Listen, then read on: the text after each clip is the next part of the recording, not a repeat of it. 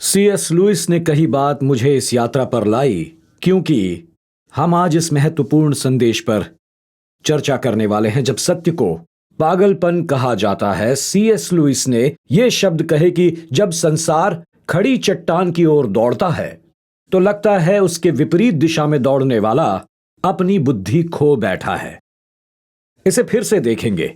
जब हर कोई अपनी आपदा, अपनी मृत्यु की ओर भागता है, तो उन्होंने ऐसा कहा कि वो आदमी जो विपरीत दिशा में दौड़ता है, तो ऐसा लगता है वो अपनी बुद्धि खो बैठा, जबकि बाकी सभी रसातल में नष्ट हो रहे हैं। और आज मैं जो ऐसा करूंगा कि भीड़ की तुलना में विपरीत दिशा में दौड़ूंगा, और वो भी सार्वजनिक रूप से नहीं, बल्कि धर्म को लेकर भी।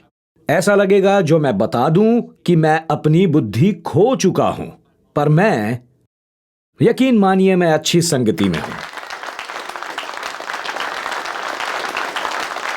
भविष्यवक्ता यिर्मयाह, जिसने सच कहा और झूठे धार्मिक भविष्यवक्ता उसे बंद करवाना चाहते थे, क्योंकि उसने कहा कि बेबीलोन आ रहा है और अब हमारा न्याय होगा, क्योंकि हम अवज्ञाकारी रहे हैं। सुनिए, झूठे भविष्यवक्ताओं ने क्या कहा। वे बोले, तुझे और राजा से कहा, तेरी जिम्मेदारी है कि काठ में ठोक और लोहे के पट्टे डाल। जो भी पागल भविष्यवक्ता होने का दावा करे, वो यिर्मयाह की बात कर रहा था। यीशु जो सत्य था, उसका अपना परिवार उसे हिरासत में लाना चाहता था, क्योंकि वो उसे पागल समझते थे। पता नहीं आपको याद होगा, पर मरकुस 3:21 ये कहता है, जब उसके कुटुंबियों ने ये सुना वो क्या सिखाता है, तो उसे घर वापस लाने को वो पहुंचे, क्योंकि उसके परिवार ने कहा उसका चित्त ठिकाने नहीं है, ये यीशु है। और अंत में प्रेरित पौलुस ने सरकारी अधिकारियों और सरकार के सामने सच्चाई का प्रचार किया, और उस पर सरकार ने कहा कि ये पागलपन है। ये सुनिए, प्रेरितों के काम 26-24। और उस समय फेस्तुस ने कहा, जो हाकिम था, पौलुस को रोक कर कहा, हे पौलुस, तू पागल है। वो चिल्लाया, तेरी बहुत विद्या ने तुझे पागल कर दिया है। अब मैं चाहता हूं कि आप हाकिम फेस्तुस को दिया पौलुस का जवाब सुने, जो पद 25 में है। हे महाप्रतापी फेस्तुस, मैं पागल नहीं हूं, परंतु मैं सच्चाई और बुद्धि की बातें करता हूं। दोस्तों, क्या आपने देखा यहां पर क्या हुआ? हाकिम कहता है कि तेरा प्रचार करना पागलपन है, और पौलुस कहता है मेरा प्रचार सच्चाई और बुद्धिमानी की बातें हैं। हाकिम और हुकूमत सत्य को पागलपन कह रही थी। जब किसी ने खड़े होकर बुद्धिमानी से प्रचार किया, जो बाइबल अनुसार है और सत्य है, उसके बाद हम एक समाज को चट्टान की ओर दौड़ते हुए देखते हैं, और जो कोई कहता है पीछे मुड़ जाओ, उसे पागल समझा जाता है और ऐसे के विरुद्ध कानूनी कार्रवाई की जाती है।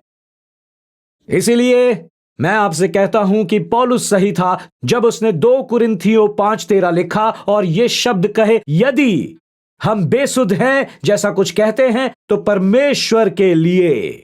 और यही मैं आज करने वाला हूं। कितने लोगों ने यह मुहावरा सुना है, कमरे में एक हाथी है? क्या आपने यह सुना है? हाथ उठाइए। आप में से कुछ ऐसे परिवार में रहते हैं जहां ऐसा हो रहा है। यह एक खुला और स्पष्ट मुद्दा है। विभिन्न देशों से देखने वालों को बता दूं कि कमरे में हाथी होने का अर्थ है कि आपके यहां एक बड़ी समस्या है जिसे कोई संबोधित नहीं कर रहा है। आप किसी को चोट नहीं पहुंचाना चाहते, इसलिए इसके होते हुए भी इससे कोई निपटता नहीं है।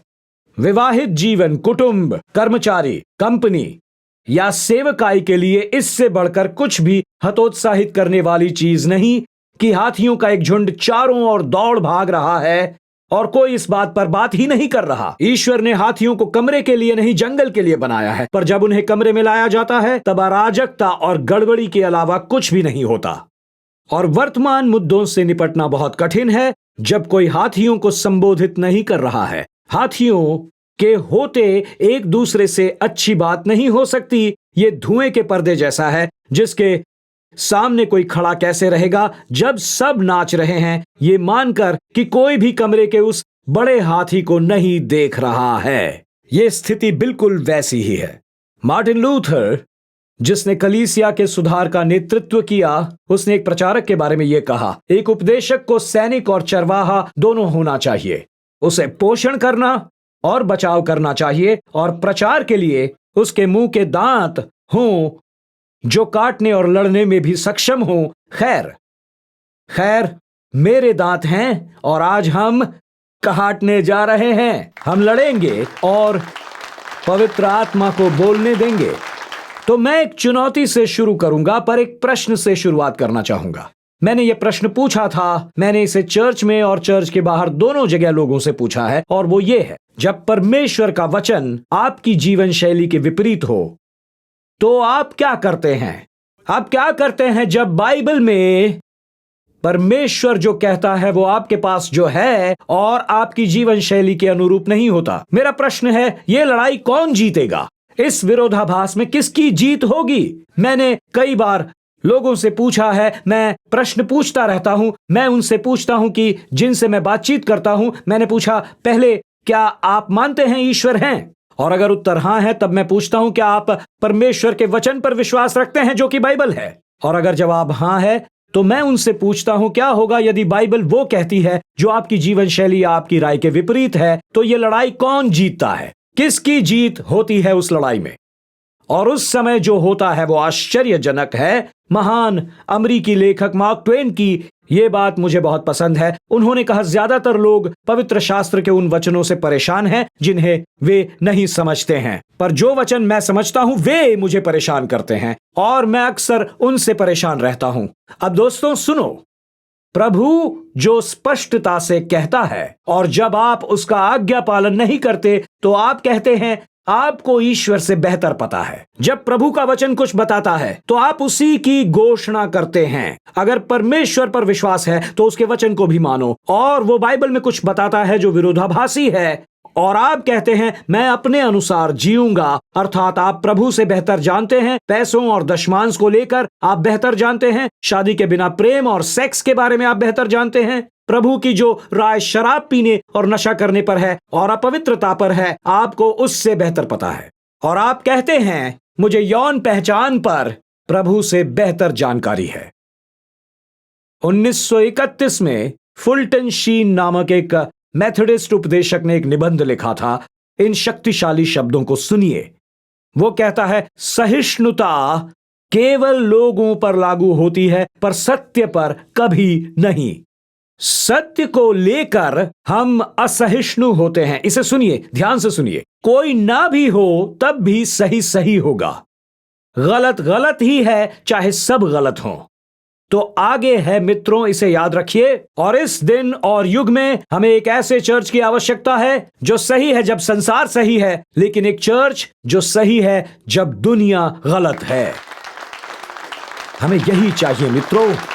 और वह उस आदमी की बात कर रहा है जो चट्टान की विपरीत दिशा में भाग रहा है, और वो उस महिला की बात कर रहा है जो उस बारे में कह रही है कि हर कोई कहां जा रहे हो, तुम्हारा दिमाग खराब है, ये पागलपन है। जब सत्य पागलपन बन जाता है। कमरे में हाथी का अर्थ है कि सहिष्णुता और असहिष्णुता को लेकर गलत फहमी है, समझने में गड़बड़ कर दी है। और उदारवादी मंच और चर्च पुष्टि करते हैं, लेकिन देश भर में जिन मंचों से सुसमाचार प्रचारक चर्चों में आवाज उठती है, वो ये कहने से चुप हैं कि उदारवादी मंच खड़े हो गए, और जिस मंच को बोलना है वो चुप खड़े हैं, इस डर से कि कहीं इंस्टाग्राम के उनके फॉलोअर्स को वो खो न दें। पर कुछ ऐसा हुआ कि कोविड के चलते अमेरिकी मानसिकता में कोई चीज घुस आई, और दुनिया भर के देशों में भी। मैं चाहता हूं कि आप ध्यान दें उस पर। न केवल अवसाद और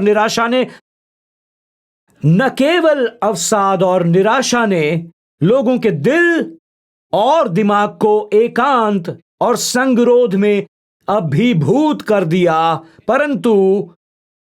परंतु अमेरिका और अन्य राष्ट्र अपने विचारों में अकेले रह गए हमेशा हमेशा के लिए। और उनके दिमाग में अपनी लड़ाई लड़ते हुए वे बंद से हो गए, और एक राष्ट्र के रूप में हम खतरे में आ गए हैं, एक ऐसी जगह जो खतरनाक है। सुनिए, 18 महीने बाद हम जागे, पर हम टीका लेकर नहीं जागे, वैक्सीन लेकर नहीं। हमने ये होने दिया और जागकर हम जैविक पुरुषों को देखने लगे जो कॉलेज में स्त्रियों के खेल खेलने लगे क्योंकि किसी ने कहा वो पुरुष नहीं स्त्री है। हम अपने बच्चों को बता रहे हैं कि वो अपने लिंग का चुनाव एक बॉक्स को चेक मार्क करके कर सकते हैं, और हम चुपचाप बैठे रहें जब हमारे राष्ट्रपति ने परेड के समय कहा कि हमें तुम्हारे बच्चे चाहिए क्योंकि वे हमारे हैं, वो हमारे हैं। मैं राष्ट्रपति और उसकी परेड से कहना चाहता हूं कि वे आपके नहीं हैं, वे आपके नहीं हैं। ये परमेश्वर की संतान है, ये परमेश्वर के हैं, किसी और के नहीं, परमेश्वर के।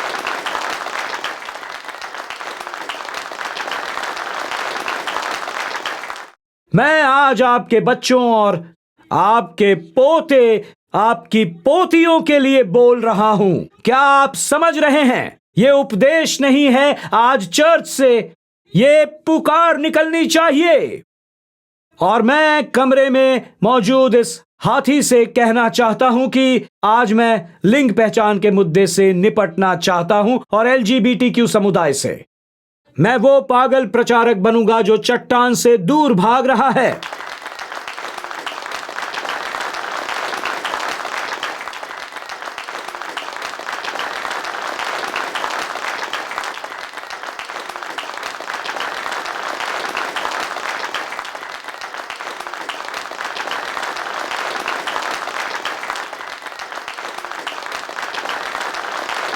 मुझे उस विधान से निपटना है जिसे हमारी अदालतों ने सही ठहराया है, और इस समय भी पश्चिमी तट पर कानून बनाए जा रहे हैं जो अपराधीकरण करेंगे।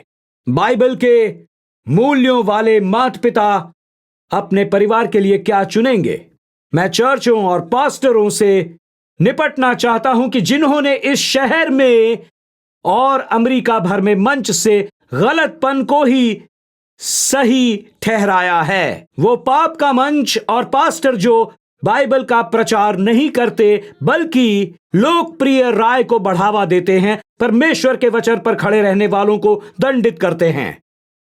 अब सुनिए, मैं नाराज नहीं हूं, मैं चाहता हूं आप मेरे दिल की बात सुने। मैं नाराज नहीं हूं, लेकिन आज मैं तात्कालिकता महसूस कर रहा हूं। मैं यहां इसलिए बोलना नहीं चाहता कि यह मुक्ति देगी। आज आप सत्य को मिलेंगे। यह निंदा का संदेश नहीं है, परंतु आज यहां प्रेरणा का पल है। तो पल भर के लिए मैं सत्य का सैनिक बनूंगा, पराहत और भटके हुओं के लिए एक चरवाहा भी। अगर आप मुझे चिल्लाता हुआ सुनेंगे, ये क्रोध नहीं होगा बल्कि झूठ के विरुद्ध चिल्लाना होगा। यह मुझे विश्वास करना है। सुसमाचार प्रचारक बिली ग्रैहम की बात पर उन्होंने प्रचार करते हुए यह कहा, आप तब तक प्रचार नहीं करते जब तक श्रोता एक दूसरी आवाज नहीं सुनता। और इसीलिए जो कोई अमेरिका और दुनिया भर में सुन रहे हैं, मेरी प्रार्थना है आप वो दूसरी आवाज भी सुने, पवित्र आत्मा की आवाज जो आपसे बात करेगी। अब यहां आपको क्या प्राप्त करना होगा? वो है एक जागृत चर्च के साथ ही आप जागृत अमेरिका से लड़ सकते हैं। चर्च में जागृति आने के बाद ही आप जागृति की इस विचारधारा को लेकर लड़ सकते हैं। इफिसियों 5:13 कहता है, पर जितने कामों पर उलाहना दिया जाता है वे सब ज्योति से प्रकट होते हैं, क्योंकि जो सब कुछ को प्रकट करता है वो ज्योति है। इस कारण वो कहता है, सोने वाले जागो और मुर्दों में से जी उठ, तो मसीह की ज्योति तुझ पर चमकेगी। चर्च एक ही रीति से प्रभावित हो सकता है, और वो है जाग कर। और वो तब जागेगा जब उसमें बेदारी आएगी। और मित्रों, मैं एक राष्ट्र के रूप में उन स्याओं को देखता हूं जो हमारे सामने हैं। इसे मैं राज्य सरकार से जुड़ी समस्या नहीं देखता, मैं इसे चर्च से जुड़ी हुई एक बहुत गहरी समस्या देखता हूं। वो मार्ग से भटक गया, हम सो गए, और जब हम अप्रासंगिक और अनावश्यक चीजों पर बहस कर रहे थे, हम राजनीतिक और ऐनी मुद्दों पर बहस कर रहे थे। हम नैतिकता की लड़ाई हार गए, हम सत्य की लड़ाई हार गए और जिनको लेकर प्रभु कहता है कि इन्हें जाने दो, क्योंकि जिन चीजों को लेकर हम लड़ते हैं प्रभु कहता है इन्हें जाने दो। हमने दूसरों को अनुमति दे दी कि वो हम कैसे जिएं और क्या स्वीकारें। जीवन के स्रोत जो स्वयं परमेश्वर है उसके पास जाने के बदले इफिसियों 2:2 कहता है तुम संसार को जिसे जीवन के बारे में कुछ पता है उससे जीना सीखते हो। और मैं ये न्यायाधीशों और अदालतों और विधान से कहता हूं, परमेश्वर जानता है कि जीवन क्या है, और जब परमेश्वर कुछ परिभाषित करता है तो हम उसकी परिभाषा पर चलते हैं। सुनिए, सत्य नहीं आता। सत्य राजनीति, अदालत या बहुमत के वोट से नहीं आता। मैं फिर से कहता हूं मित्रों, इस संदेश के समापन पर क्या होगा और अब मुझे इसकी परवाह भी नहीं है, वास्तव में नहीं। मैं इतना चाहता हूं कि आप समझे बस। और मैं चाहता हूं मैंने कहा हे परमेश्वर, मैं अपने आप को जानता हूं और किसका सामना कर रहा हूं, और वो ये है जो मैं जानता हूं, पर कुछ तो कहना है। सत्य राजनीति से, अदालत से या बहुमत से नहीं आता, वो परमेश्वर से आता है जो सर्वशक्तिमान, सर्वज्ञ और सर्वव्यापी है। सत्य केवल उसी से आता है। इसलिए धर्मशास्त्री आरसी स्प्राउल ने जो कहा, वो ये बात मुझे बहुत पसंद है, जहां परमेश्वर ने कुछ कहा वहीं पर बहस समाप्त हो गई। मुझे एक ईमेल मिला जो मेरे प्रिय मित्र का था, जो एक अविश्वसनीय मसीही कॉलेज के अध्यक्ष हैं और जिन पर लागू किया जा रहा है कि वे इस नए एआई तकनीक को अपनाएं, और इस एआई तकनीक को धार्मिक संसार के लिए लागू किया जा रहा है। फिलहाल एक एआई बाइबल टिप्पणी है जिसमें लोग समाज की बातों को भर देते हैं और वे इसका समर्थन करने को कह रहे हैं, और इस टिप्पणी में वे उन बातों को शामिल कर रहे हैं जो यीशु ने नहीं कही थी। मैं पढ़कर सुनाता हूं। जब यीशु कुएं पर उस स्त्री से बात कर रहा था तो उसने उसे करुणा से देखकर कहा, मेरी बेटी, धन्य है वे जो आप में से एकता का प्रयास करते हैं, क्योंकि वे मेरे पिता की सृष्टि की गहनतम सच्चाई को जानेंगे। अब ये सुनिए, डरो नहीं, क्योंकि राज्य में न कोई पुरुष है न कोई स्त्री। वो ये कहता है, और अब वो चर्च से और बाइबल से इसकी सदस्यता लेने को कह रहे हैं। ऐसा हो रहा है मित्रों, दोस्तों। मैं समझता हूं, मुझे ये नगर पसंद है, मुझे न्यूयॉर्क से प्यार है, पर इतना कहूंगा, मैं इन सब के बीच खड़ा हूं। मैं एक अकेला व्यक्ति बोल रहा है जब ये नगर धीरे धीरे नष्ट हो रहा है, और मैं समझता हूं, लेकिन आपको भी समझना होगा, आपको जानना है, आप नीति पर, सच्चाई पर वोट दे सकते हैं। ये पहले से स्थापित था। इसलिए मैं कहता हूं, तैयार हो जाओ, मसीह की देह तैयार हो जाओ। मसीह के देह संसार भर में और यहां न्यूयॉर्क नगर में भी जो लोग बाइबल का प्रचार करेंगे, उन्हें समय के लिए तैयार रहना होगा। जब मसीह की देह और चर्च के विरुद्ध उत्पीड़न आएगा और उसे इसके लिए खड़ा होना पड़ेगा, और ये बात अब दूर नहीं है। आने वाले वर्षों में चर्च पर क्रूरतापूर्वक हमला किया जाएगा। तो इसीलिए आपको एक समूह में शामिल और जुड़े रहने को कहते हैं, क्योंकि हम नहीं जानते जो आएगा वो कैसा होगा। मित्रों, आप चर्च के दरवाजे पर ताला लगा सकते हैं, पर मैं बता दूं, आप यीशु मसीह के चर्च को रोक नहीं सकते। चर्च पहले से कहीं अधिक मजबूत होगा, ये पहले से कहीं अधिक विशिष्ट होगा, और ये अपनी जान की लड़ाई लड़ेगा, और ये परमेश्वर की ऐसी सामर्थ देखेगा जैसी उसने पहले कभी नहीं देखी होगी। तो ये बात कुछ इस तरह है। ये तब है जब न केवल हम पर सत्य भी पागलपन कहलाता है, और मैं ये सुनने के लिए तैयार हूं कि मैं अपना दिमाग खो बैठा, जैसे प्रेरितों 26 में उस नगर के हाकिम ने गंभीर सत्य को पागलपन का प्रचार कहा। पर आज आपके बच्चों और पोता पोतियों के लिए जो बाइबल की विश्व दृष्टि सामने आ रही है, यहां तक कि अगली पीढ़ी और युवाओं के सामने भी, तो मैं चाहूंगा आप मेरी ये बात ध्यान से सुने। मैं आपसे उस पर बात करूंगा जिसे मैं एक्स गुणसूत्र और अन्य भ्रांतियां मानता हूं, जो लोगों के भविष्य और अनंत काल को निर्देशित करने की कोशिश करती हैं। वो गुणसूत्र भविष्य और अनंत काल को निर्देशित करने की कोशिश करते हैं। विज्ञान को कहता है वो है लिंग संबंधित एक जीवन शैली कोई भी अपना लिंग पसंद कर सकता है, क्योंकि वहां एक एक्स गुणसूत्र या क्रोमोसोम है जिसे XQ28 जीनोम नाम दिया गया है, जो कि हर व्यक्ति में पाया जाता है ताकि वे अपने जीवन की शैली चुन सके उनके लिंग को जो उनके अंदर ही है। मित्रों, मेरी बात सुनिए, यदि यह सत्य है और परमेश्वर का अस्तित्व है, तब वो पाप को लेकर किसी का न्याय नहीं कर सकता, बिल्कुल भी नहीं। वो किसी को नरक नहीं भेजेगा और बाइबल तब सत्य नहीं होगी, क्योंकि तब परमेश्वर आपको उसका जिम्मेदार बना रहा है जिसे करने की आज्ञा उसने आपको दी नहीं है।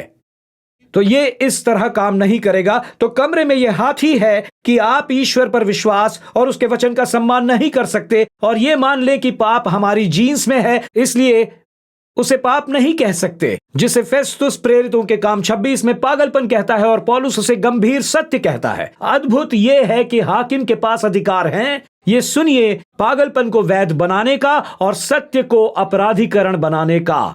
मैं इसे दोहराता हूं और इस बार इसे ध्यान से सुनिएगा। तो जब भीड़ चट्टान की ओर दौड़ती है तो ये अधिकारी हैं जो सत्य को अपराधीकरण और पागलपन को वैध बना सकते हैं, क्योंकि जब आप परिभाषित करते हैं, आप परमेश्वर के स्थापित किए को कमजोर बनाते हैं। हमारे समाज में विवाह और कामुकता फिर से परिभाषित की गई है, क्योंकि ईश्वर को फिर से परिभाषित किया गया है हमारे आसपास के लोगों द्वारा। इसे अदालत ने वैध माना, प्रवक्ताओं ने बाइबल को संपादित किया और हमें चुप होकर खड़े रहने को कहा गया है। ये आज हो रहा है, ये आज हो रहा है। मैं आपको अभी बता दूं, ये पूरा हुआ है और मैं चाहूंगा आप सुने। मित्रों, आप सुने। थोड़ी देर में मैं लड़ाइयों पर बोलूंगा, पर सुनिए ध्यान से। बाइबल, प्रभु ऐसे स्थान पर आएगा और मैं चाहता हूं जो अधिकार रखते हैं, जो विधान का भाग है, वे जो कानून बनाते हैं, मैं चाहता हूं आप सुने और इस पर गंभीरता से विचार करें, क्योंकि आज आपके लिए प्रभु के पास एक वचन है।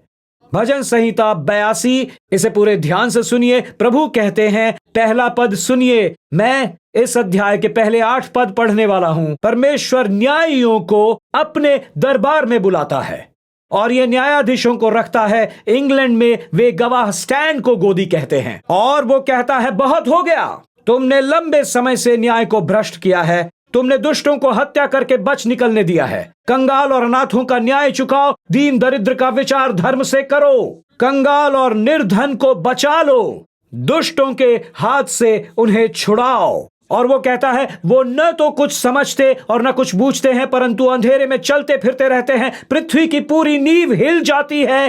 तो परमेश्वर ऐसा कहता है।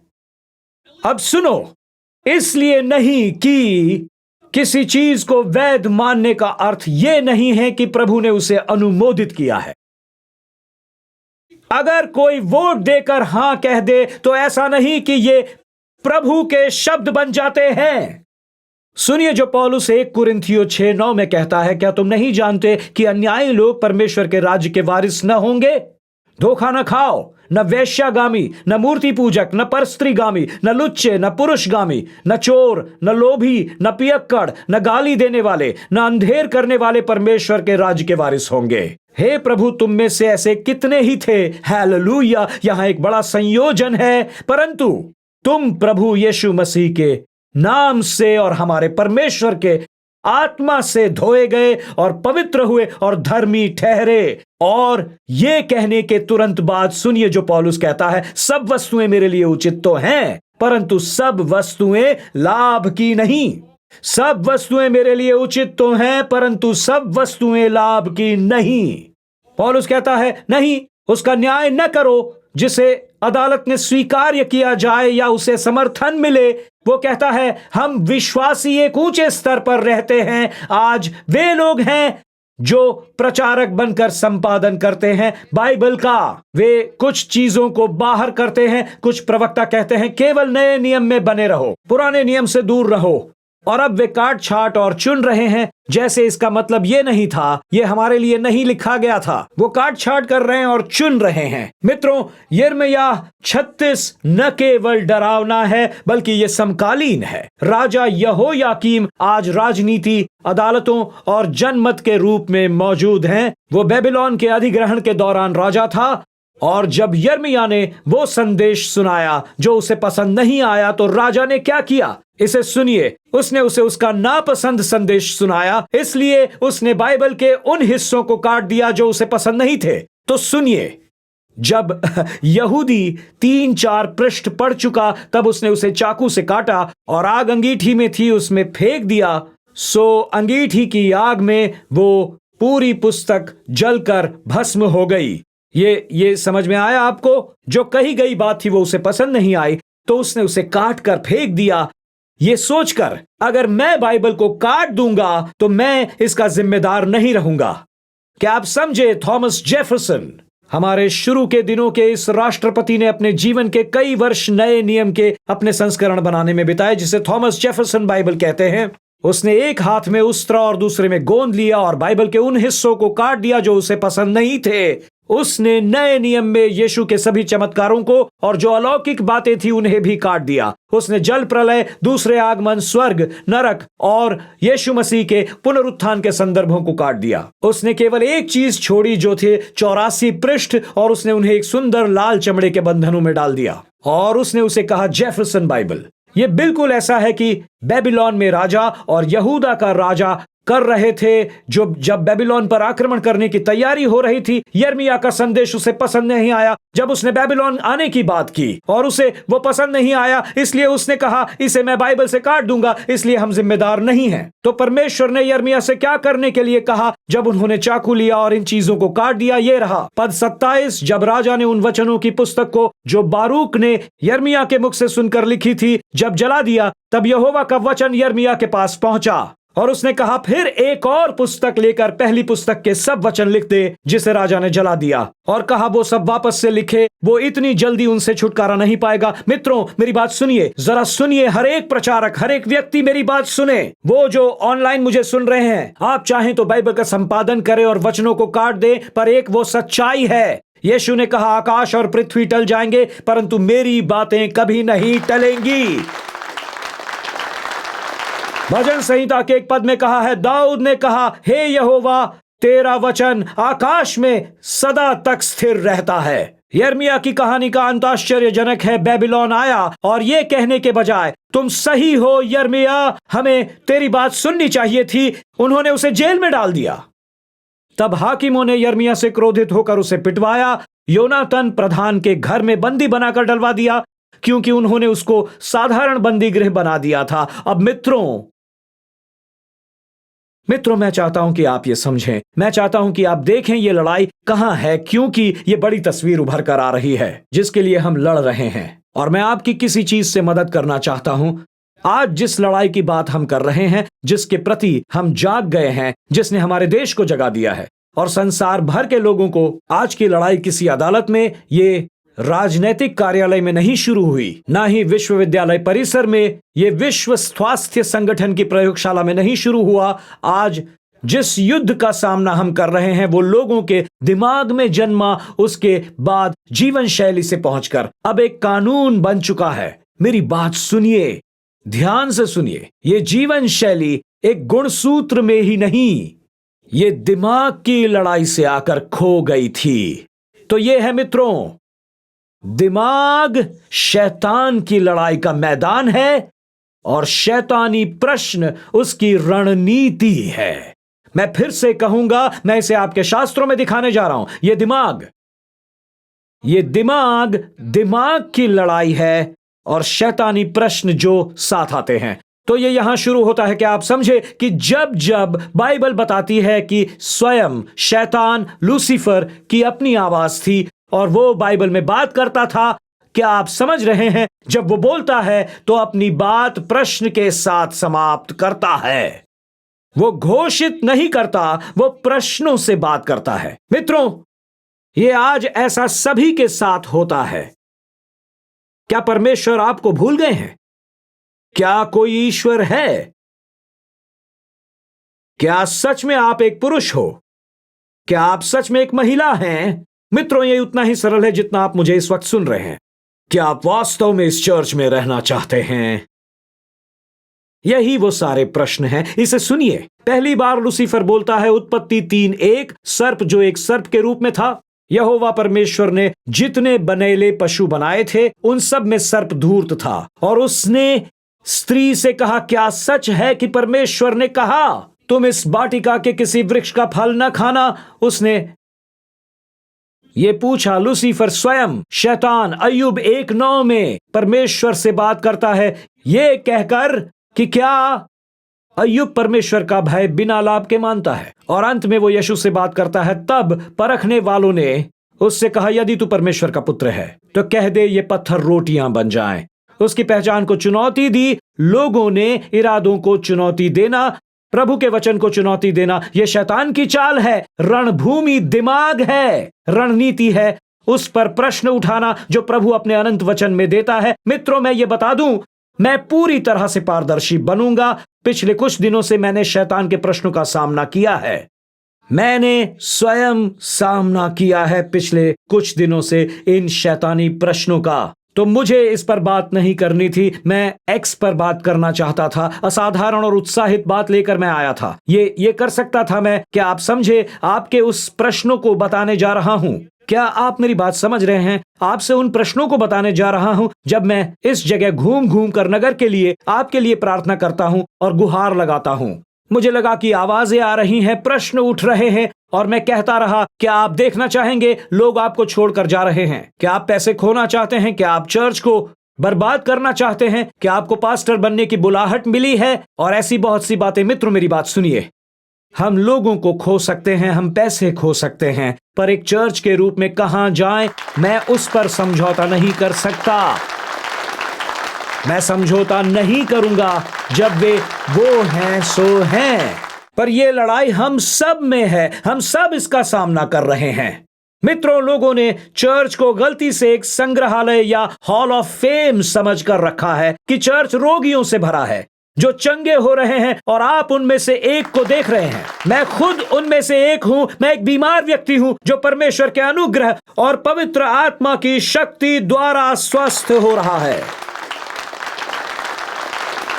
सुनो, हर रविवार दिमाग की लड़ाई के कारण मैं 4 वचनों की प्रार्थना करता हूं। मैं वहीं बैठकर दिमाग का सामना करता हूं जबकि आप स्क्रीन देखकर गा रहे होते हैं। मैं दिमाग की लड़ाई लड़ रहा होता हूं, इसलिए उस भाग में मत बैठो। वहां जहां मैं बैठता हूं उस भाग में मत बैठा करो। ये एक बहुत, सुनो, हर पंक्ति इसे प्राप्त करती है। मैं आपसे पूछता हूं, सेवा के दौरान कितनों पर हमले होते हैं? हर पंक्ति भयानक है। जिस पंक्ति पर भी आप बैठे हैं, आप पर हमला किया जाएगा। तो मैं आपको बताता हूं कि मैं क्या करता हूं। मेरे फोन पर एक वचन है और मुझे यह कहना है कि विचार तो आएंगे, विचार आएंगे। ऐसा आज ही हुआ। आज आपका दिमाग खराब हो रहा है। आप आज प्रचार भी क्यों करेंगे? क्या आप समझते हैं आज आप ऐसा क्यों करेंगे? आप पुस्तक की अंतिम पंक्ति पर हो, आप सब कुछ बिगाड़ रहे हो और ऐसा यहीं पर हो रहा है, उसी भाग में। तो मैं ऐसा करता हूं, मेरे पास यही एक उपाय है। मैं उस 4 वचनों को पढ़ता हूं। पहला वो कुलिस्सियों 3:2 में पढ़ेंगे। मैंने ऐसा आपकी आराधना के बीच में किया जब आप गा रहे थे यीशु के बारे में। मेरे परिवार में पहाड़ों पर चढ़कर या सड़कों पर निकलकर गाएंगे। मैं तो शब्दों को जानता भी नहीं, क्योंकि मैं कुलिस्सियों 3:2 में था। पृथ्वी पर की नहीं परंतु स्वर्गीय वस्तुओं पर ध्यान लगाओ। और फिर अचानक मैंने नीति वचन 23:7 को उद्धृत करना शुरू किया, क्योंकि जैसा वो अपने मन में विचार करता है वैसा वो आप हैं। और फिर मैं प्रभु को उद्धृत करने लगा, मैं क्या सोच रहा हूं। फिर मैंने फिलिपियों 4:8 को उद्धृत किया, जो बातें सत्य हैं और जो आदरणीय हैं, जो बातें उचित हैं और जो बातें पवित्र हैं, जो सुहावनी हैं, जो बातें मन भावन हैं, निदान, सद्गुण और प्रशंसा की बातें हैं। और फिर दोस्तों, फिर मैं उन आने वाले पागल दुष्ट विचारों को अपने हथौड़े समान वचन से कुचलता हूं, जो हम कल्पनाओं को और हर ऊंची बात को जो परमेश्वर की पहचान के विरुद्ध में उठती हैं खंडन करते हैं, और हर एक भावना को कैद करके मसीह का आज्ञाकारी बना देते हैं। और ये वो अंतिम पद है जिसे मैं चाहता हूं हम इन अंतिम क्षणों में देखें। यहां मित्रों, आज आपके लिए मेरा प्रकाशन है कि जब आप मसीही बन गए तब तक एक ही समय में आपको गोद लिया गया और सूचीबद्ध किया गया। आपको सिर्फ गोद ही नहीं लिया गया था, पर आपको उसी समय सूचीबद्ध भी किया गया। आप केवल परमेश्वर की संतान ही नहीं बल्कि क्रूस के सैनिक बन गए और आपको तैयार करने का काम, सुनिए, आपको ईश्वर के परिवार में गोद लिया गया और उसी समय परमेश्वर की सेना में सूचीबद्ध भी किया गया।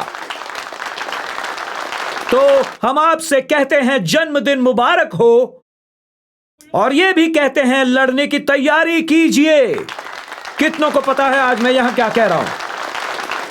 और जो चर्च इस लड़ाई से अनजान है और अपने लोगों को हथियारों का प्रशिक्षण नहीं देता, वो इन अंत के दिनों में हरा दिया जाएगा, क्योंकि इस युद्ध में साहस, दृढ़ता और अनुशासन की जरूरत है। कुछ ऐसा जो हमारे दैनिक जीवन की जरूरत नहीं है। हमें ऐसा आप सब पुरुषों और महिलाओं के लिए करना है जिन्होंने सेना, नौसेना, वायुसेना, तटरक्षक बल में ईमानदारी और बहादुरी से सेवा की है, जिन्होंने तटरक्षक बल, वायुसेना, नौसेना में सेवा की है बहादुरी से।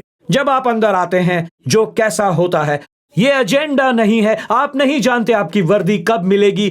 आप नहीं कह सकते मुझे नाइकी पसंद है, क्या आप मुझे अंदर पहनने के लिए कुछ देंगे? मैं अंडर आर्मर ही पहनता हूं। वो आपको जूते देंगे और आप कहेंगे मुझे सिर्फ न्यू जॉर्डन्स ही चाहिए ताकि मैं उसे पहन सकूं। और आप वहां बैठकर ये नहीं कह सकते कि मुझे ब्रोकली पसंद है और गुरुवार रात को मुझे पिज्जा चाहिए होता है और मैं देर रात तक जाता हूं इसलिए मैं सुबह जल्दी नहीं उठ सकता। आप ये नहीं कह सकते। युद्ध के समय आप पसंद अनुसार नहीं जी सकते। आप याद रखें, हम युद्ध लड़ रहे हैं, हमें यह करना है और याद रखना है कि प्रभु का धन्यवाद कि हमें गोद लिया गया है। पर तलवार उठाओ, इन अंतिम दिनों में हम अपनी जान की लड़ाई लड़ रहे हैं। कई ने स्वीकार किया है कि वे मसीह हैं, पर यह नहीं माना कि वो एक सैनिक हैं।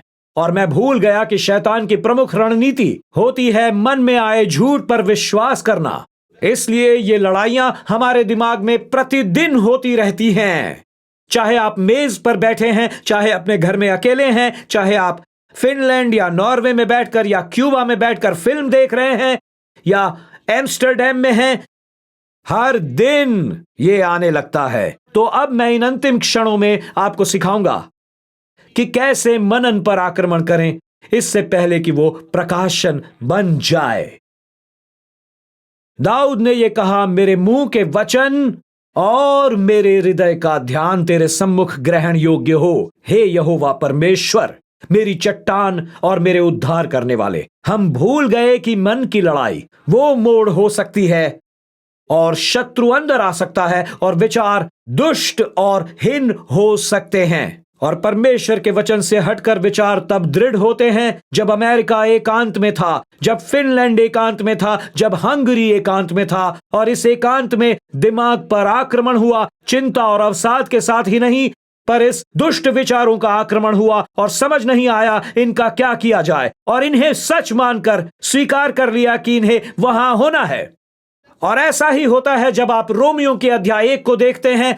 युद्ध के मैदान पर ध्यान दें, क्योंकि वहां आप शब्द सोचो और परमेश्वर का ज्ञान देखेंगे। और जैसे ही प्रेरित पौलुस लिंग की पहचान की गड़बड़ी के बारे में बात करता है जो रोमियो 1 में है, यह दिमाग की लड़ाई से शुरू होता है। सुनिए, पहले 2 वचनों में यह पद 26 में कहता है, 26, इसलिए परमेश्वर ने उन्हें नीच कामनाओं में वश छोड़ दिया, यहां तक कि उनकी स्त्रियों ने भी स्वाभाविक व्यवहार किया, उससे जो स्वभाव के विरुद्ध है बदल डाला। स्वाभाविक व्यवहार को उससे जो स्वभाव के विरुद्ध है बदल डाला। वैसे ही पुरुष भी स्त्रियों के साथ स्वाभाविक व्यवहार छोड़कर आपस में कामातुर होकर जलने लगे और पुरुषों ने पुरुषों के साथ निर्लज्ज काम करके अपने भ्रम का ठीक फल पाया। अब आगे पद 28, जब उन्होंने परमेश्वर को पहचानना न चाहा, इसलिए परमेश्वर ने भी उन्हें उनके निकम्मे मन पर छोड़ दिया कि वे अनुचित काम करें। उन्होंने इसे किसी योग्य नहीं समझा। यह एक महत्वपूर्ण जुमला है। प्रभु के ज्ञान को बनाए रखने के लिए परमेश्वर ने उन्हें उनके निकम्मे मन पर छोड़ दिया ताकि वे वो करें जो उन्हें नहीं करना चाहिए था। मित्रों, मेरी बात सुनिए, यह किसी योग नहीं लगा। आप इस दिमाग की लड़ाई से कैसे लड़ेंगे? सुनिए, A.W. टॉजर ने यह कहा है। उन्होंने कहा, 10,000 विचार हमारे दिमाग में आते हैं हर दिन और भविष्यवाणी करने की कोशिश करते हैं कि हम क्या बनेंगे। मैं इसे फिर से कहूंगा, एक दिन में 10,000 विचार हमारे दिमाग में आते हैं और भविष्यवाणी करते हैं कि हम क्या बनेंगे। 10,000 विचार भविष्यवाणी करते हैं कि आप कौन हैं, क्या हैं, समझ लीजिए। और दोस्तों, मैं उन भविष्यवाणियों को सच होने से रोकना चाहता हूं, इसलिए हम हर दिन लड़ते हैं। इसलिए ध्यान से सुनिए, ये लीजिए, आप अपने विचार पर विश्वास न करें। आप अपने हर विचार पर विश्वास न करें। यह दिमाग है जहां नई प्रकृति और पुरानी प्रकृति लगातार युद्ध में है। तो मेरा रूपांतरित कैसे होगा पास्टर टिम? आपके मन के नवीनीकरण से जीतते हैं। रोमियो 12:2। नवीनीकरण शब्द का अर्थ है नवीनीकरण होना। जिन लोगों ने कभी पुनर्निर्माण किया है वे ये जानते हैं नवीनीकरण महंगा होता है और इसमें आपकी अपेक्षा से अधिक समय लगता है। यह है लड़ाई और आज हम इसे यहीं पर खत्म कर देंगे।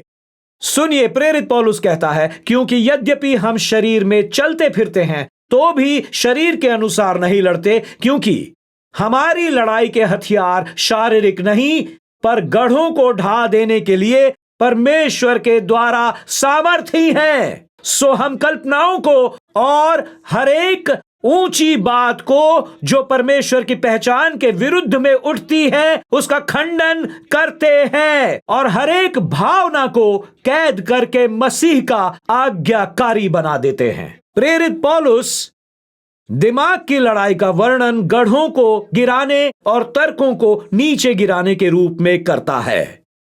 क्या आप जानते हैं कि गढ़ क्या है? यह सरल परिभाषा है।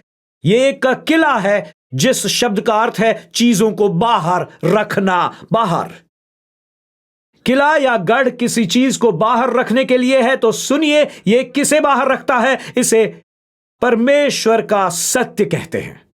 यह परमेश्वर को आने से रोकने का प्रयास करता है। इसने परमेश्वर को रोकने के लिए दीवारें खड़ी की हैं। हमारी संस्कृति का संदेश है अपनी विश्व दृष्टि का गढ़ बनाना जो लंबे समय तक खड़ा रहे और रक्षा करे, और परमेश्वर के विचारों को बाहर रखना और उन विचारों को बाहर रखना और उन विचारों को बाहर रखना जो परमेश्वर कामुकता के बारे में और विवाह के बारे में बताते हैं। समाज, ध्यान दीजिए, और समाज चाहता है कि दीवार से इसे निपटाएं और समाज चाहता है आप अपनी राजनीतिक संबद्धता से इसे सुलझाएं तथा CNN और फॉक्स न्यूज के माध्यम से इसे सुलझाएं।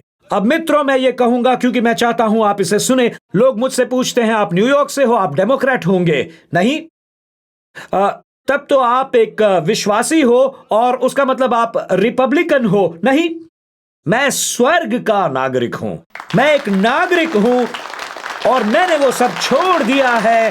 तो अगर आप मुझे किसी श्रेणी में डालना चाहते हैं, मुझे स्वर्ग की नागरिकता में डालिए प्लीज, क्योंकि ये वो जगह है जहां हम हर बार आते हैं, हम इस पर वापस आते हैं। मित्रों, आपको समझना होगा, हम सब सामना कर रहे हैं। ये केवल उनके विचार नहीं जो कामुकता से लड़ रहे हैं। अगर हम सभी इन विचारों का सामना करते हैं तो हम आने वाली लड़ाई का सामना करते हैं। तो ये विचार आते कहां से हैं? यह बड़ा सवाल है और यह रहा जवाब। ध्यान से सुनिए जवाब। जब विचार परमेश्वर की पहचान के विरुद्ध में उठाए जाते हैं, ठीक है, मैं इसे बाइबल से ले रहा हूं जो यह कहता है हर एक ऊंची बात जो परमेश्वर की पहचान के विरुद्ध में उठती है, वो बात, आप मेरे साथ हैं ना?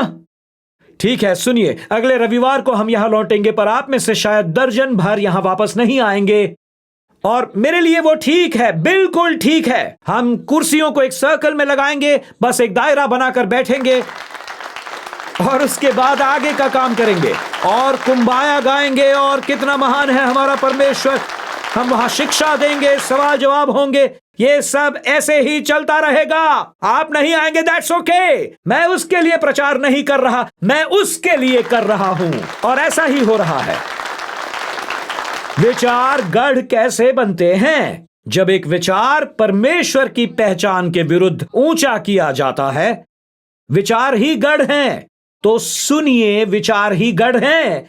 इसे समझ लीजिए, गढ़ वो हैं जो परमेश्वर के वचन के विरुद्ध ऊंचे किए जाते हैं, जो परमेश्वर के विरुद्ध ऊंचे किए जाते हैं, जो ऊंचे होते जा रहे हैं, जिन्हें अधिक समय मिल रहा है, इससे भी अधिक विचार परमेश्वर की पहचान के साथ अपने मन को नवीनीकृत करना।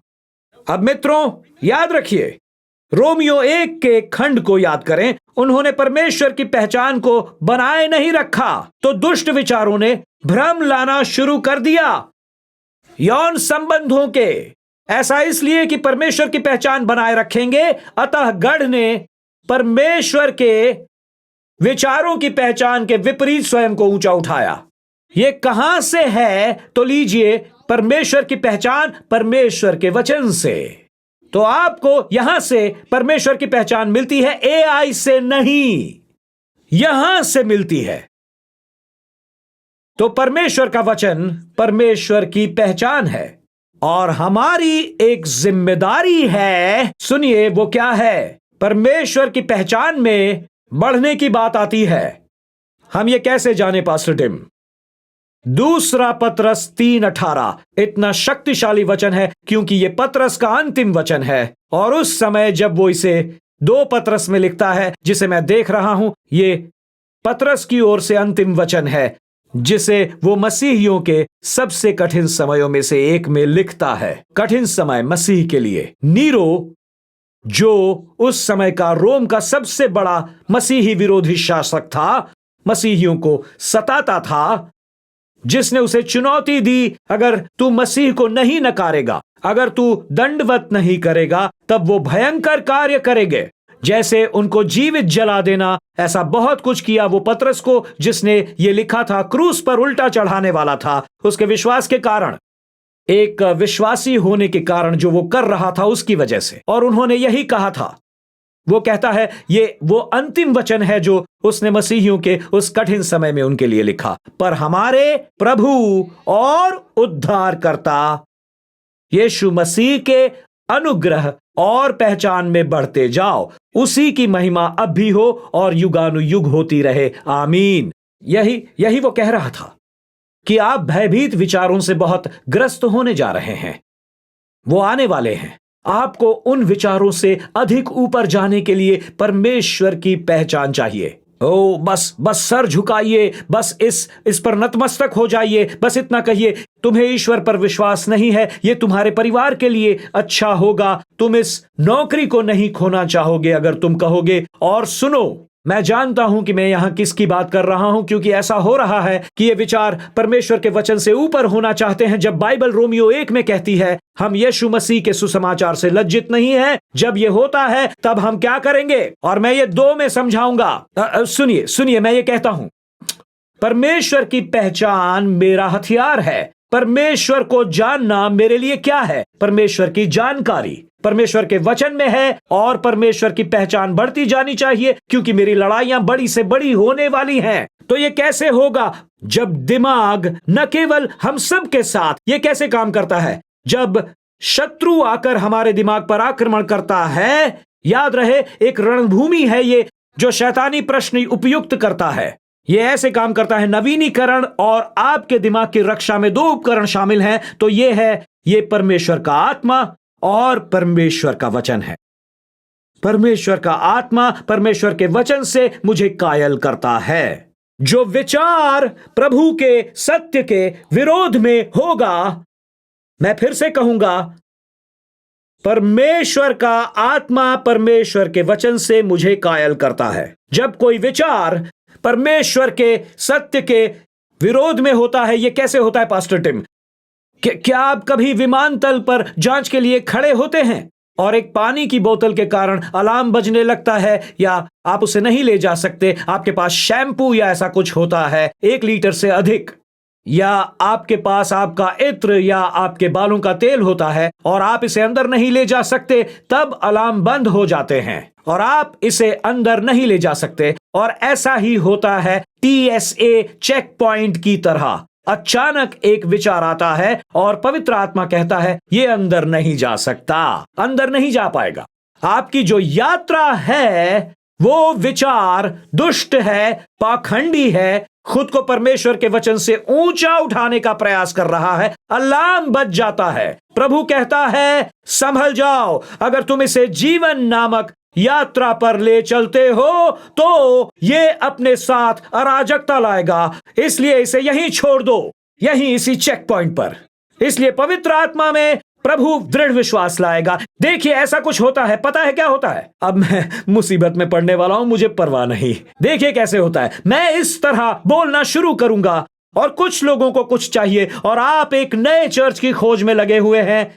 क्योंकि ऐसा होता है, ये वो भाग है, ये मैं नहीं हूं। आप मुझसे नाराज नहीं हैं। पवित्र आत्मा आपसे बात कर रहा है, रुको, कुछ हो रहा है। मित्रों मेरी बात सुनिए, आपसे कह रहा हूं, जब हम इन विचारों पर हमला नहीं करते, जब आप अपने दिमाग को परमेश्वर के वचनों से भर देते हैं, तब शैतान के झूठ के लिए कोई जगह नहीं बचती। ठीक है, यह परीक्षण का मामला है। यह एक हृदय से आता है जो सत्य का सैनिक है, जो खोए हुए और चोट खाए हुए का चरवाहा है। यह रहा, यह एक परीक्षण है। तो दुष्ट विचार यहां आते हैं, तो आपके सामने एक प्रश्न सूची है और उसमें बस इतना लिखा होता है। ये रहा वो प्रश्न, आपके जन्म के बारे में होता है, क्या आप पुरुष हैं या स्त्री हैं?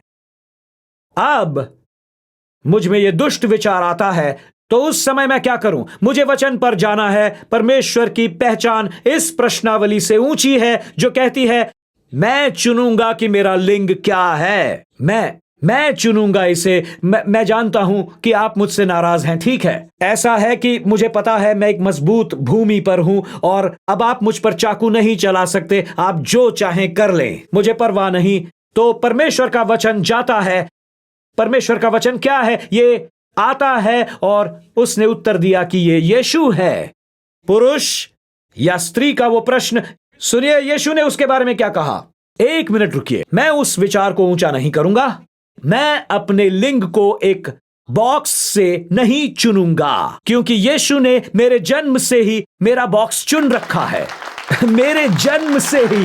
तो जब ये विचार आए, क्या मैं सच में पुरुष हूं, तो यकायक आप कहेंगे नहीं नहीं नहीं नहीं नहीं, मैं इस विचार को आने नहीं दूंगा। मुझे परमेश्वर के वचन को उस विचार से ऊंचे रखना है, या फिर इस चलने वाली लड़ाई में मैं फंस जाऊंगा। मित्रों मुझे पता है यहां पर आप समझिए, मुझे समझाने दीजिए, ठीक है।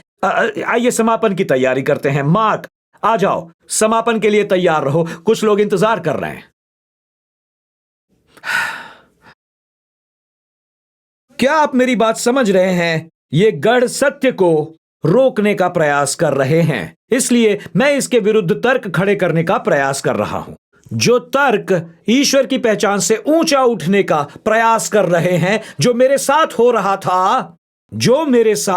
था, वहां ऐसा मेरे साथ हो रहा था। तुम शून्य हो, तुम ये नहीं कर सकते, तुम्हारा दिमाग खराब हो गया। मैं सच कहता हूं, ऐसा करना मेरा पागलपन ही था।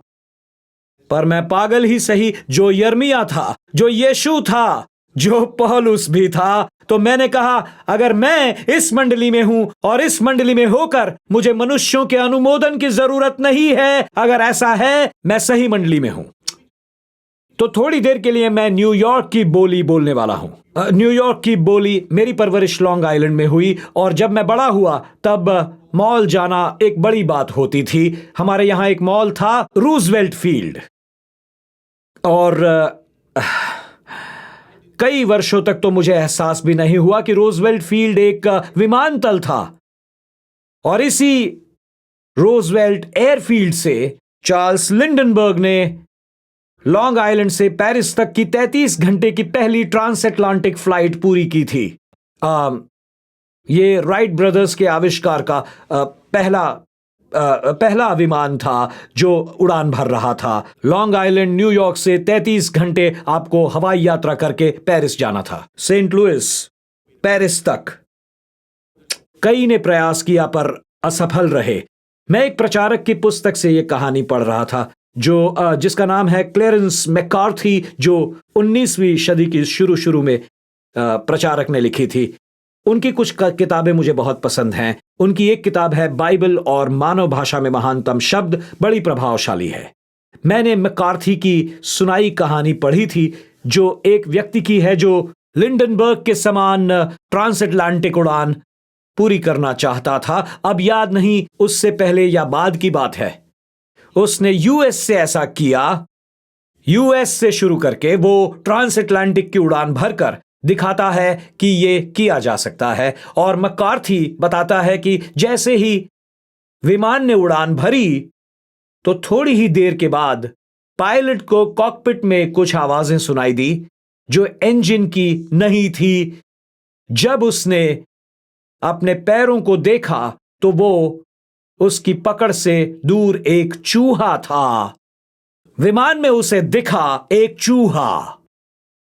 सुनिए, हम जो न्यूयॉर्क वाले हैं कहेंगे जी हां, ये हमारे जीवन का हिस्सा है। चूहे और कबूतर ये हमारे राष्ट्र पशु हैं, तो हमारे पास यही है। बस जब इन दो की बात आती है हमारे यहां तो हम बड़े प्रभावित हो जाते हैं। ये हमसे जुड़ा हुआ है ये।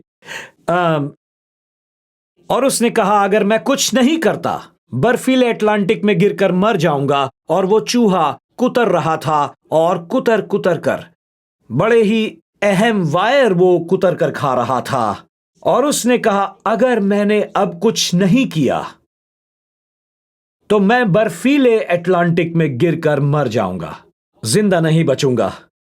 और वो चूहा कुतर रहा था और कुतर कुतर कर बड़े खतरनाक हालात पैदा कर रहा था।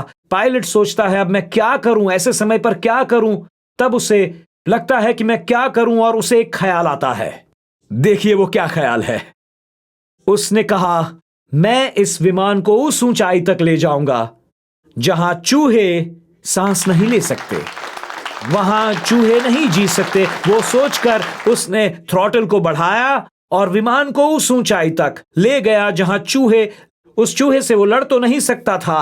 वो जो वहां वायरिंग कुतर रहा था, पर उसके कंट्रोल पैनल को बिगाड़ने से पहले, जिससे पायलट को लक्ष्य का मार्गदर्शन मिल रहा था, और उस पायलट का वो सिस्टम खराब कर रहा था। और मित्रों मैं बता दूं, ये चूहे हमारे दिमाग में हर दिन ऐसे ही कुतरते रहते हैं कि तुम अच्छे नहीं हो, तुम ये नहीं कर सकते, तुम एक मसीही बनने के योग्य नहीं हो, तुम इस चर्च में नहीं जा सकते, तुम्हें चर्च को छोड़ना होगा, तुम्हें ईश्वर को छोड़ना होगा, तुम्हें ऐसा करना होगा, वैसा करना होगा। मैं क्या करूं? और ये लीजिए, अचानक आपको ख्याल आता है आप थ्रॉटल ऊपर कीजिए और तब ऊपर वो चूहे सांस नहीं ले पाएंगे। और जब वे विचार परमेश्वर के वचन के नीचे आ जाते हैं तो ऐसे वातावरण में वो जी नहीं सकते, उनके ये विचार रह नहीं सकते। और मैं बता दूं, जब कोई दुष्ट विचार आए, थ्रॉटल ऊपर करे, चर्च थ्रॉटल ऊपर करो और वहां चले जाओ जहां परमेश्वर है और वहां खड़े हो जाओ।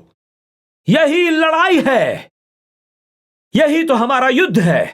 हम उन विचारों से नहीं खेलते। आप में से कुछ चूहे के साथ खेलते हैं। थ्रॉटल करो, तुम उसे हरा नहीं सकते। तुम्हारा जीवन बिना अर्थ का है, किसी को तुम्हारी चिंता नहीं। आत्महत्या कर लो, थ्रॉटल करो। प्रभु मुझसे प्रीति रखता है, मेरे जीवन के लिए उसके पास योजना है, वो मेरे अंदर कुछ करना चाहता है। इस बात पर थ्रॉटल करो, परमेश्वर के वचन को लेकर उस स्थान पर पहुंचो जहां तुम्हें होना चाहिए। आप इन कुतरने वाले विचारों से लड़ रहे हैं जिन्होंने आपके कंट्रोल पैनल को छीन लिया है। आपको दिशा का भी पता नहीं, आप लोगों को भी नहीं जानते। इसीलिए मैं इस अगली पीढ़ी के लिए रोता हूं कि चूहों ने उनकी यौन या लिंग पहचान से जुड़े विचारों को कुतर डाला है, उनके दिमाग का कंट्रोल ले लिया है उस सेक्सुअल आइडेंटिटी के बारे में। मैं तो नहीं, मैं लोगों से नाराज नहीं हूं, मैं आपसे नाराज नहीं हूं। मैं बस कंट्रोल पैनल तक पहुंचना चाहता हूं, तारों को फिर से जोड़ना चाहता हूं। तो सुनिए, प्रभु इसे ऊपर ले जाना है। प्रभु हमसे प्रेम रखता है। प्रभु के पास आपके लिए एक योजना है। उसने आपको एक स्वरूप में बनाया है, आपको लेकर उसके पास एक योजना है। प्रभु आज आपको उपयुक्त करेगा।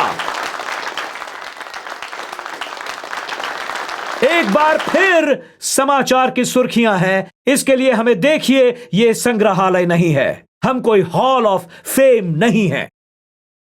कितने यहां मुझसे सहमत हैं? हम अस्वस्थ लोग हैं जो स्वस्थ हो रहे हैं। कितने मुझसे सहमत हैं? मैं अस्वस्थ पास्टर हूं जो स्वस्थ हो रहा है।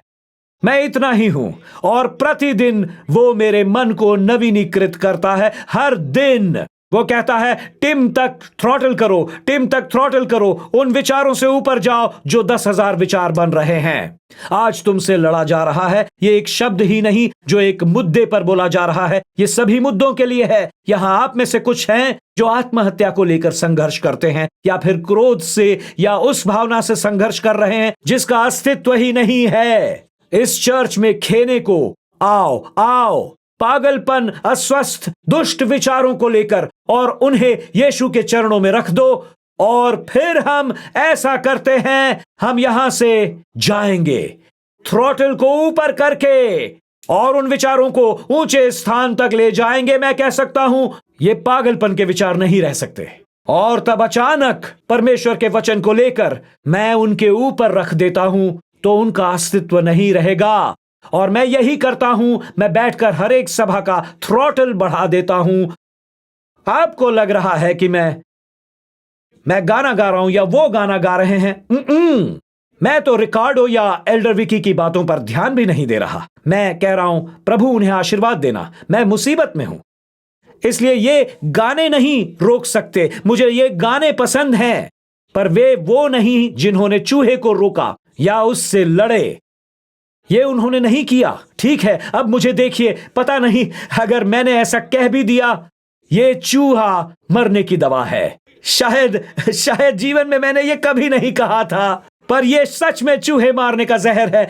तब एकाएक मैं कहीं जा रहा था, हे चूहे चूहे यहां आओ, यहां आओ, ये लो ये लो ये लो, थोड़ा सा खा लो, और धाम, मैं एक नई जगह पर हूं। प्रभु ने मुझे स्वतंत्र किया है।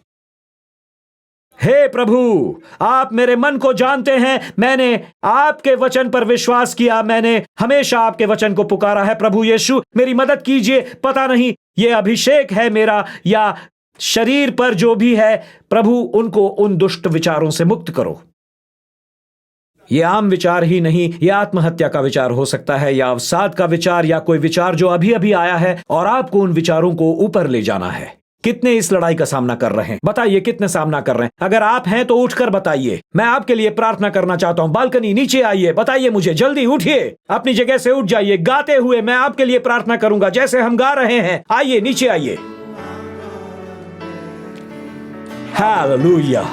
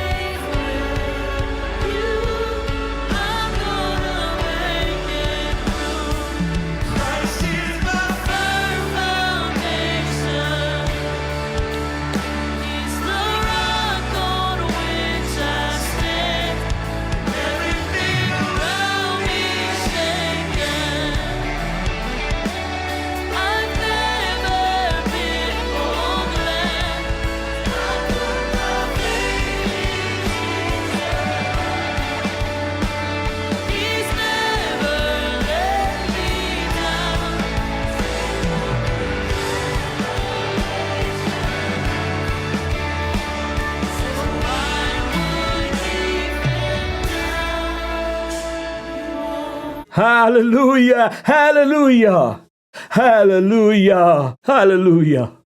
सुनिए, वो जो यहां मेरे सामने है, थोड़ी देर के लिए मुझे देखिए प्लीज। थोड़ी देर के लिए मेरे हृदय को सुनिए। आप में से कितने कुचले गए हैं? ये विचार कुचलते हैं, हाँ, और आपको लगता है कि आप हार मान लें, पर ऐसा ना करें प्लीज। ये सच है, क्योंकि ये आते रहते हैं। प्रिय, ये उसका हाथ है। प्रभु आपसे प्रीति रखता है। ये कितनी सुंदर मुस्कान है। और प्रभु, आपका नाम क्या है? Well, with the V, okay. और आज मेरा विश्वास है, प्रभु जो विचार आए हैं, प्रभु आएगा और आप लोग आज थ्रॉटल बढ़ाकर एक नए स्थान पर जाने वाले हैं। वो आकर ऐसा करेगा आपके लिए, वो अंदर आएगा, क्योंकि ये आकर विचारों को कुचलने वाला है। आपको ऐसा लगता है कि आप ये नहीं सह पाएंगे, आप हार मानने वाले हैं। परमेश्वर कहेगा नहीं नहीं नहीं, ये विचार ऊंचा उठाना चाहता है। आज आप परमेश्वर के वचन को देखेंगे और ये ऊपर ऊपर उठने वाले हैं। ये आपके लिए ऊपर उठेगा। उसने आपके लिए ये किया है, ये वो करता है। और मैं चाहता हूं कि आप मेरे हृदय को सुने। मेरा हृदय उनके लिए इतना टूटा हुआ है जो संघर्ष करते हैं। क्या मैं मनुष्य हूं कि मेरा हृदय भी संघर्ष करता है? मैं उनको कुचलने के लिए नहीं हूं। मेरा हृदय उनके लिए टूटा हुआ है क्योंकि ये एक पीढ़ी हताश करती है, पीढ़ी को ये गड़बड़ी लाती है। जब प्रभु निर्णय ले चुका है, संसार गड़बड़ी आने देता है। जब प्रभु कहता है मैं ये निर्णय ले चुका हूं, मैं ये कर चुका हूं, और प्रभु ऐसा करना चाहते हैं कि आप सब शांति और सुकून के साथ चलते हैं, क्योंकि मैं उन प्रश्नों के उत्तर दे चुका हूं जिन्हें आप समझने की कोशिश कर रहे हैं। उसने प्रश्नों के उत्तर दे दिए हैं जिनको आप समझना चाहते थे, उनको वो समझा चुका है। उसने उत्तर दे दिए हैं। आपके जीवन के लिए उसके पास कुछ स्पेशल है। जी हाँ, आपके लिए कुछ स्पेशल है। और अब मैं जो करना चाहता हूं आपके लिए प्रार्थना।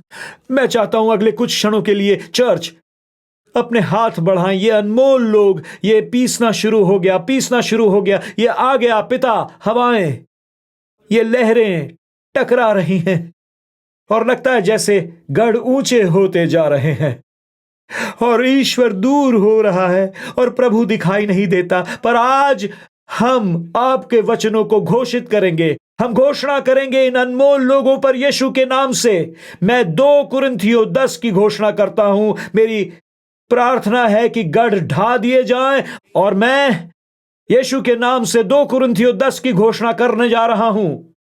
और इनके जीवन में जो भी चीज परमेश्वर की पहचान के विरुद्ध में उठती है उसे गिराते हैं, और जो प्रभु उनके बारे में बोलता है उसे मानते हैं कि आज का दिन इनकी विजय का दिन हो, और प्रभु उनके जीवन में द्वार खोल देगा। वो बहुत ऊपर उठ रहे हैं और अब प्रभु दूर सा लगने लगेगा। अब प्रभु उनके निकट आ जाएं, उन्हें पता चले कि वो उन्हें देख रहे हैं, उनकी प्रीति रख रहे हैं उन पर। और प्रभु जो विचार ऊपर उठ गए हैं, प्रभु जो पहले दूर लग रहे थे, अब वो और करीब आ रहे हैं। वो देख रहे हैं करीब से, वो प्रीति रख रहे हैं आप पर।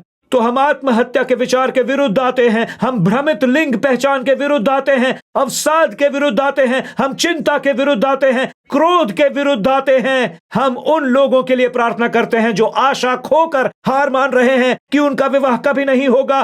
लेकिन प्रभु आप उनको मुक्ति दें। वे जो इस समय देख रहे हैं बारबेडोस और नॉर्वे से, स्वीडन से, संसार भर से, जैसे फिलीपींस और इंडोनेशिया से, उन्हें स्वतंत्र कीजिए। वो दुनिया भर से देख रहे हैं। हे परमेश्वर, कैलिफोर्निया से टेक्सास तक देश भर में स्वतंत्रता लाइए। लुइसियाना और इलिनॉय से स्वतंत्रता लाइए। अभी कनेक्टिकट और न्यू जर्सी में यीशु के नाम से स्वतंत्रता आए। हम कहते हैं कि लोगों को स्वतंत्र कीजिए प्रभु। आज का दिन थ्रॉटल बढ़ाने का है, ऐसा थ्रॉटल जो उन्हें और ऊंचाई पर ले जाए। हे प्रभु, उनके लिए एक नया दिन यीशु के नाम से, यीशु के नाम से।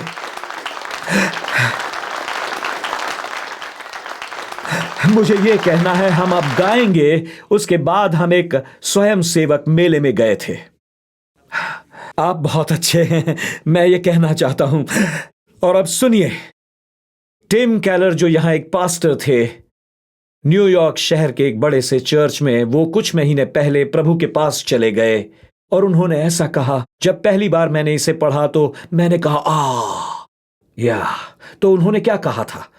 उन्होंने ये कहा, जितना आपने सोचने का साहस नहीं किया आप उतने बड़े पापी हैं। आप में जितनी आशा का साहस नहीं था, जब आप सोचते हैं क्या मैं पापी हूं, आप बड़े पापी हो। मैं बड़ा पापी हूं। पर यह अच्छी खबर है, आप में जितनी आशा का साहस नहीं था, आपसे उससे अधिक प्रेम किया गया। आशा का साहस था, उससे अधिक प्रेम। तो ये इस लड़ाई को जीतने का पहला कदम है। चाहे आप अपनी जगह पर बैठकर देख रहे हैं या ऑनलाइन, आपको अवसर दिए बिना मैं नहीं जाने दूंगा। न केवल परमेश्वर की पहचान का, पर आपको प्रभु का उद्धार चाहिए। आपको नए सिरे से जन्म लेना है। सबसे महान तरीका रनवे से उड़ने का यह है कि नए सिरे से जन्म ले लो। और मेरे विचार आप जानते हैं आपके साथ क्या हुआ? चूहों ने यह बात की है, प्रभु मुझसे प्यार नहीं करता, उसे नहीं पता मैंने क्या किया है, वो मुझसे कैसे प्यार करेगा। कितने उन चूहों के बारे में जानते हैं? न्यूयॉर्क वाले नहीं, मैं आत्मिक चूहों की बात करता हूं। इसलिए आज वो ये कहने को आपको उत्साहित करता है, मेरे साथ एक नया जीवन शुरू कर। पर मैं कितना बड़ा पापी हूं, पर आपकी आशा से बढ़कर आपसे प्रेम किया गया प्रभु द्वारा, स्वयं प्रभु द्वारा। मैं बस आपको जल्दी से प्रार्थना यात्रा पर ले चलता हूं। अगर आज आप यहां हैं और कहते हैं पास्टर टिम, मुझे प्रभु की जरूरत है, मुझे इस विमान को उड़ाना है, और जमीन से तब उठोगे जब मसीह आपके जीवन में आएगा और आपको बदल देगा अंदर से बाहर तक। अगर आपने ऐसा नहीं किया है, मैं आपको किसी चर्च या नए धर्म में नहीं बुला रहा हूं, मैं आपको अब तक के सबसे महान संबंध में बुला रहा हूं, जो है नए सिरे से जन्म लेना, ताकि मसीह मुझ में आए। अगर आप कहते हैं पास्टर टिम, क्या आप मेरे लिए प्रार्थना करेंगे? मुझे नए सिरे से जन्म लेना है, तो मैं चाहता हूं प्रभु मुझ में आए, मुझे अंदर से बाहर तक बदल दें। तो तुरंत अपना हाथ उठाइए। Yes yes yes yes yes yes yes, हाँ हाँ हाँ, मैं देख रहा हूं, वहां वहां वहां वहां वहां वहां, पीछे पीछे, वहां वहां, बालकनी बालकनी, ऊपर ऊपर, हाँ हाँ हाँ। चलिए, क्या हम सब एक साथ मिलकर प्रार्थना कर सकते हैं? आइए कहते हैं, प्रिय प्रभु यीशु, मुझे विश्वास है आप परमेश्वर के पुत्र हो। मैं मानता हूं आपने क्रूस पर मेरे पाप, मेरे दोष, मेरी लज्जा भी उठा ली, और उसके बदले आप मरे। आप मेरे बदले नरक से लड़े ताकि मुझे वहां न जाना पड़े। आप मृतकों में से जी उठे मुझे स्वर्ग में जगह देने के लिए, और पृथ्वी पर एक उद्देश्य देने और आपके पिता के साथ संबंध बनाने। आज प्रभु यीशु, मैं अपने पापों से मन फिराकर नए सिरे से जन्म लेता हूं। परमेश्वर मेरा पिता है, यीशु मेरा उद्धार करता, पवित्र आत्मा मेरा सहायक, बाइबल मेरा मार्गदर्शक, और स्वर्ग मेरा निवास है। यीशु के नाम से, और सारे कहेंगे आमीन आमीन।